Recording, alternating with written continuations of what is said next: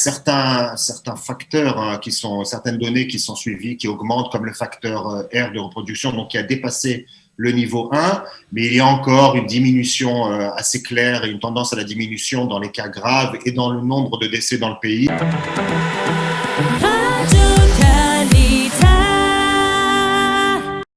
Michael Attal, bonjour.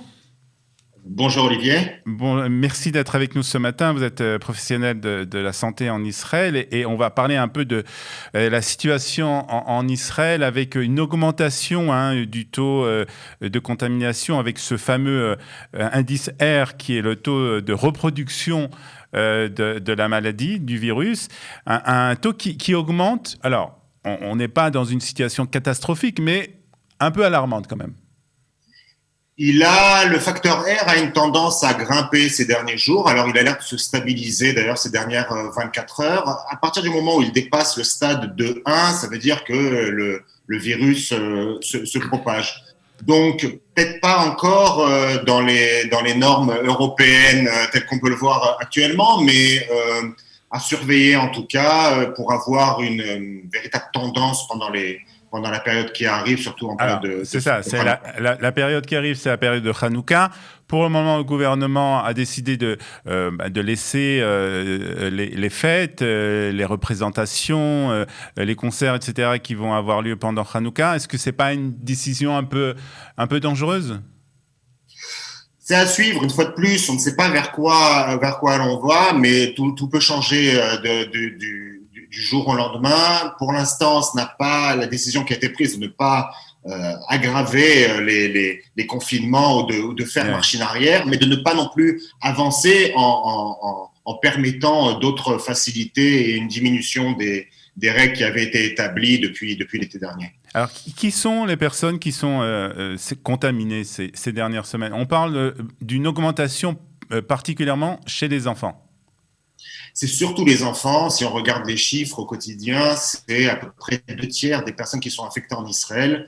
Ça concerne les 0-11 ans, 0-14 ans. Donc, c'est vraiment la masse de personnes qui n'a pas été vaccinée jusqu'à aujourd'hui, qui est surtout contaminée au quotidien. On le voit d'ailleurs dans des classes qui ferment dans le pays. Donc, c'est sur cette catégorie-là qu'il faut renforcer la vaccination, puisqu'elle a commencé déjà depuis 48 heures. Mais il y a d'autres catégories. Il y a encore 1 million de personnes qui n'ont pas été encore faire leur dose de rappel. 1 million, c'est beaucoup pour un pays de 9 millions d'habitants. Et puis, il y a encore aussi un noyau de 670 000, 700 000 personnes qui n'a pas reçu ni de première dose, ni de deuxième dose, évidemment pas de dose rappel. Et puis, il y a encore la catégorie, puisqu'on parle des personnes qui sont infectées, les 12-15 ans qui ont commencé leur vaccination au mois de juin et qui rentrent dans cette période de vaccination avec la dose booster, donc ils vont censés commencer en tout cas leur vaccination, leur dose de rappel prochainement. Donc, ça crée une masse de personnes qui sont potentiellement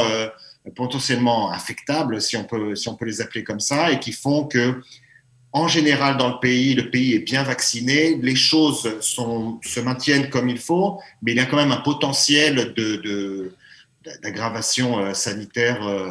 Alors, ce potentiel, justement, pour éviter cette aggravation, comme vous dites, il faut que les personnes qui doivent se faire vacciner, en tout cas, c'est la recommandation qui est faite d'aller se faire vacciner. Avec cette vaccination pour les enfants qui a commencé donc depuis mardi, on voit que pour le moment, les Israéliens sont encore un peu, on va dire, un peu froids, un peu réticents à faire vacciner leurs enfants. Et ce qu'on entend souvent parmi les parents, c'est qu'on ne sait pas exactement quelles peuvent être les répercussions à long terme de ce vaccin. Je pense qu'on a à peu près le même schéma que ce qu'on avait eu avec au tout début de la vaccination, donc en décembre dernier, beaucoup de questionnements et parallèlement beaucoup d'informations qui circulent. Alors évidemment, de fausses informations, mais au niveau de la santé publique, beaucoup de commentaires qui sont faits pour informer les parents. Et puis petit à petit, quelque chose qui certainement avancera dans la bonne direction. Si je peux comparer un petit peu, c'est un peu comme la campagne de vaccination qui a débuté au mois de juin dernier avec les 12-15 ans.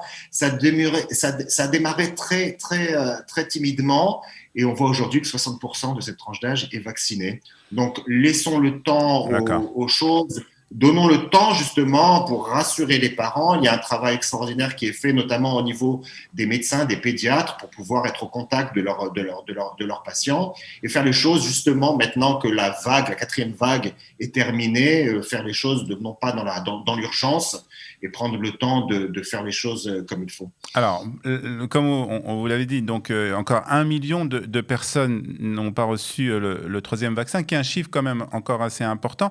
Mais concernant ceux qui ont reçu le 3e vaccin, est-ce qu'on sait déjà jusqu'à quand ce 3e vaccin, ce booster, est valable? Jusqu'à quand il agit sur le corps, justement?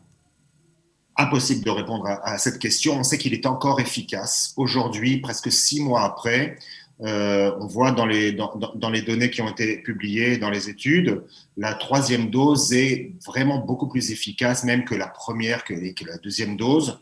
Donc 6 mois après, une fois que le système immunitaire répond un peu moins bien, il faut vraiment faire cette 3e dose. Jusqu'à quand? Peut-être 6 mois, peut-être 1 an, il faut attendre, il faudra suivre les études et c'est ce que fait le ministère de la Santé actuellement. D'accord. Pour terminer, Michael, c'est vrai que, comme on a dit au début, il y a une certaine augmentation du nombre de cas de personnes qui sont contaminées. Est-ce que vous pensez qu'on est à la veille d'une 5e vague ou c'est trop tôt encore pour le dire? C'est encore un peu trop tôt pour le dire. Il y a certains facteurs certaines données qui sont suivies, qui augmentent, comme le facteur R de reproduction, donc qui a dépassé le niveau 1, mais il y a encore une diminution assez claire et une tendance à la diminution dans les cas graves et dans le nombre de décès dans le pays. Donc, profitons-en pour améliorer encore la vaccination, pour prévenir. Le vaccin a vraiment un caractère de prévention. Et puis, suivre les chiffres au jour le jour pour être sûr de ne pas se retrouver dans le modèle Voilà. tel que se retrouve actuellement l'Europe. Alors, on invite bien entendu les enfants et les parents à aller participer aux différentes représentations qu'il y a pendant Hanouka. Gardez bien entendu les gestes barrières, le masque lorsqu'on est à l'extérieur et dans les salles de concert, etc. Et puis aller... Justement, Olivier rapportait que la vaccination des enfants, c'est quelque chose qui a déjà lieu, par exemple, aux États-Unis. Des millions et des millions d'enfants se sont fait vacciner. Le vaccin, on le voit là-bas dans les données, sûr, efficace, les doses sont bien gérées, donc il n'y a pas de raison que ce se passe autrement en Israël. Très bien, donc allez vous faire vacciner, allez faire aussi vacciner vos enfants, même si c'est pour le moment, vous avez peut-être vous êtes un peu, vous n'avez pas toutes les données. C'est vrai qu'on n'a pas toutes les données, mais c'est vrai, comme vous le dites aussi, la vaccination des enfants a commencé aux États-Unis. Plus d'1 million d'enfants a été vaccinés et on voit que les choses se passent plutôt bien. En tout cas, merci beaucoup d'avoir été ce matin avec nous, Michael, pour nous parler justement de cette situation en Israël, qui est une situation, on va dire, moins inquiétante qu'en Europe, hein? Oui, largement moins, puisque l'Europe n'a pas vraiment pris les devants par rapport à la 3e dose. On savait pourtant qu'il y avait une baisse de l'immunité 6 mois après la 2e dose. Alors peut-être une question de manque de dose ou manque de préparation, mais à l'arrivée de l'hiver et les gens qui se retrouvent dans les espaces clos, la situation flambe là-bas et on espère vraiment que ce sera pas le cas en Israël prochainement. Michael, merci beaucoup d'avoir été ce matin avec nous sur Studio Qualita. Bonne journée. Merci à vous. Bonne journée. Radio